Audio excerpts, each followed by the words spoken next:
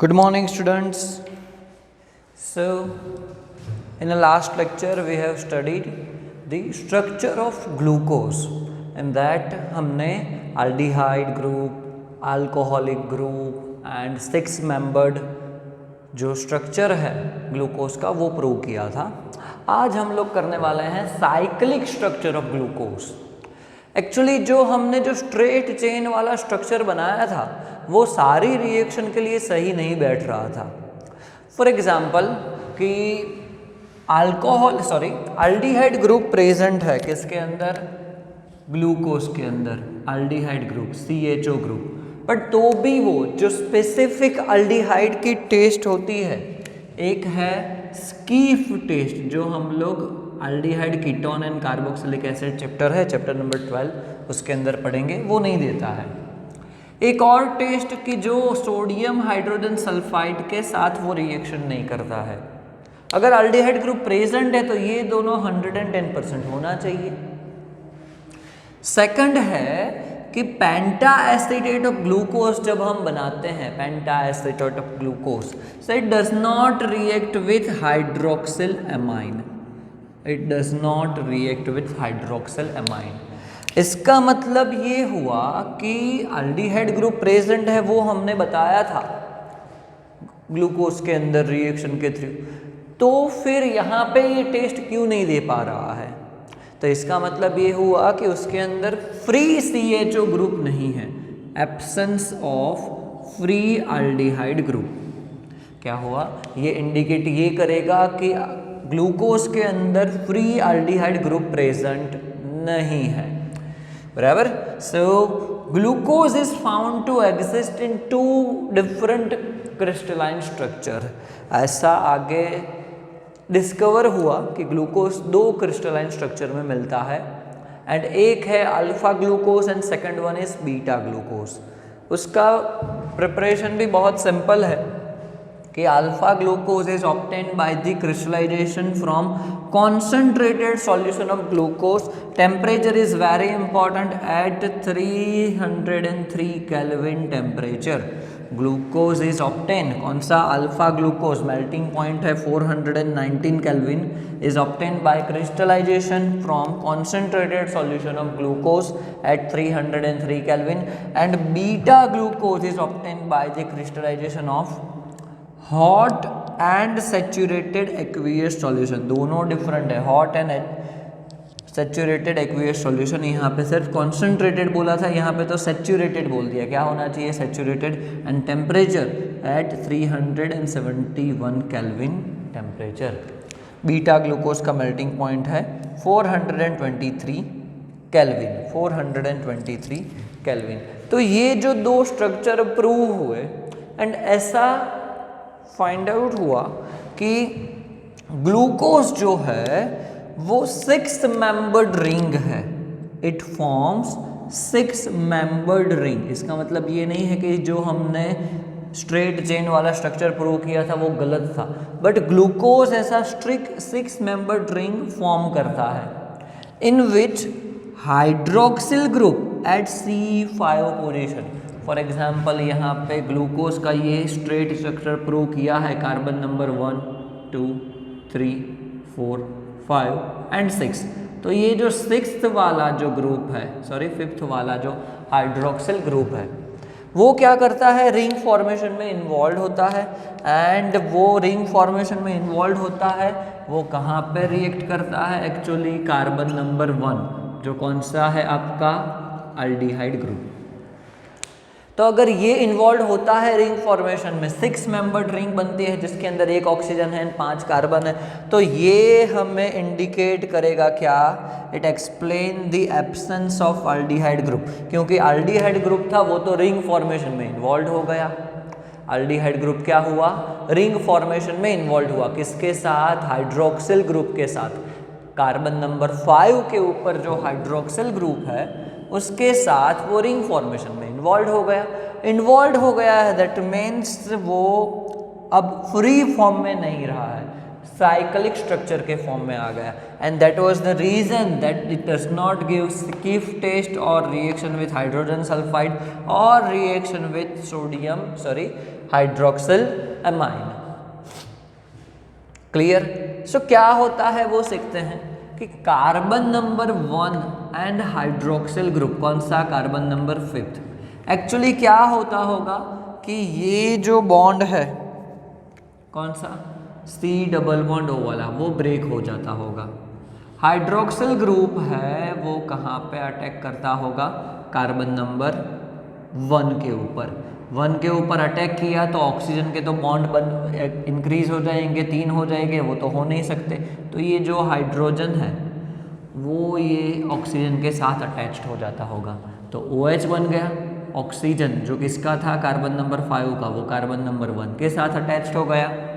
तो क्या हुआ? एक साइक्लिक रिंग बन गया। अब देखो OH ग्रुप कहाँ पे है? यहाँ पे राइट हैंड साइड पे मैंने दिखाया है। वो ही लेफ्ट हैंड साइड पे भी हो सकता है, C1 पे जो डिफरेंट पोजीशन है OH ग्रुप की, बराबर। C1 पोजीशन पे OH ग्रुप क्या है? डिफरेंट है, बाकी का स्ट्रक्चर टू सेम है। तो यही डिफरेंस क्रिएट करता है alpha glucose and beta glucose, और यही स्ट्रक्चर प्रूव भी करता है 2 different structure of glucose, alpha glucose and beta glucose. Clear? So बहुत ही सिंपल है। 2 cyclic hemiacetal forms of glucose differ in the configuration of OH at C1 position that is known as anomeric carbon। वो क्या कहे जाते हैं? Anomeric carbon उनको बोला जाता है। And this alpha and beta forms are called anomers. यहाँ पे स्पेसिफिक दिखाया है small d and plus sign, that means वो डेक्स्ट्रो रोटेटरी है। ओके, ग्लूकोज क्या है? डेक्स्ट्रो रोटेटरी है, ऑप्टिकली एक्टिव कंपाउंड है। Capital D suggest that the second last OH group is right hand side, तो वो कैपिटल D बनाएगा।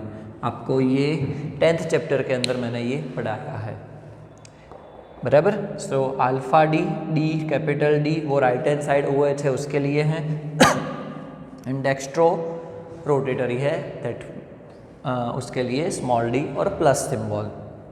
सो 6 member जो साइक्लिक रिंग है, एक्चुअली उसको बोला जाता है पायरेनोस बोला गया है। एंड वो पायरेनोस क्यों बोला गया है? इट इज़ ड्यू टू कि उसका जो स्ट्रक्चर है वो पायरेन से मिलता आता है। तो सबसे पहले हम लोग पायरेन का स्ट्रक्चर देखते हैं कि पायरेन का स्ट्रक्चर क्या हो सकता है, बराबर। पायरेन, सो 6 मेंबर्ड रिंग है।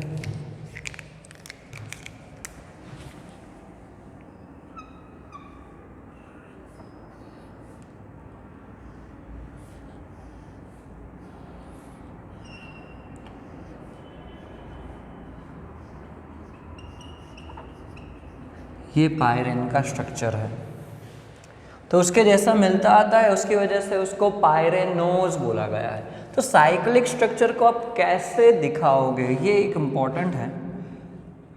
चलो, आपको क्या करना है? आपको इस तरीके से ड्रॉ करना है।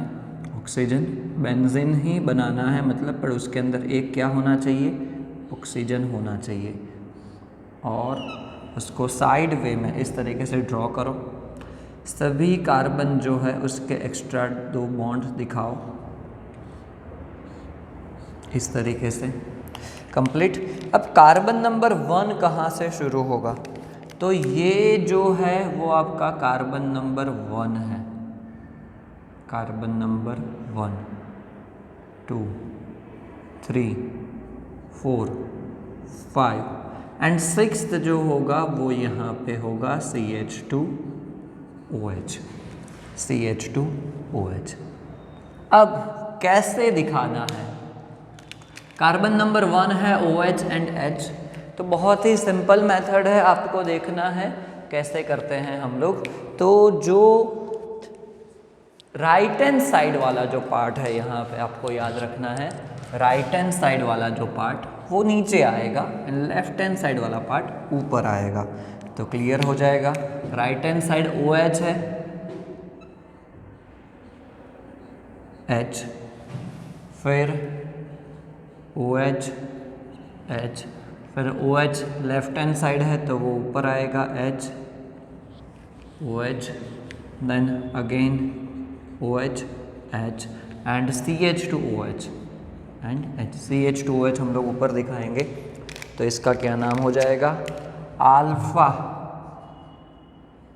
D प्लस सिंबल भी दिखाते हैं, glucopyranose, glucopyranose. Same way beta structure draw करना है, कोई चेंज नहीं लेना है।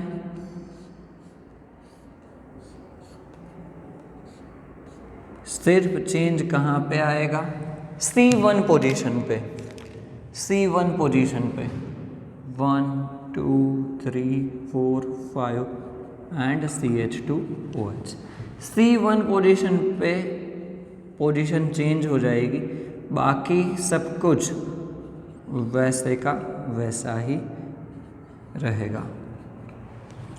तो इसका नाम हो जाएगा बीटा D, ग्लूको पायरेनोस। तो ये स्ट्रक्चर हो गया पूरा साइक्लिक स्ट्रक्चर ऑफ ग्लूकोज। इस तरीके से ड्रॉ करना है, मिस्टेक नहीं होना चाहिए। आपको सिखाया कैसे ड्रॉ करना है, तो बहुत ही सिंपल है, cyclic structure of glucose. Okay, next lecture के अंदर हम लोग पढ़ेंगे साइक्लिक स्ट्रक्चर ऑफ फ्रुक्टोज।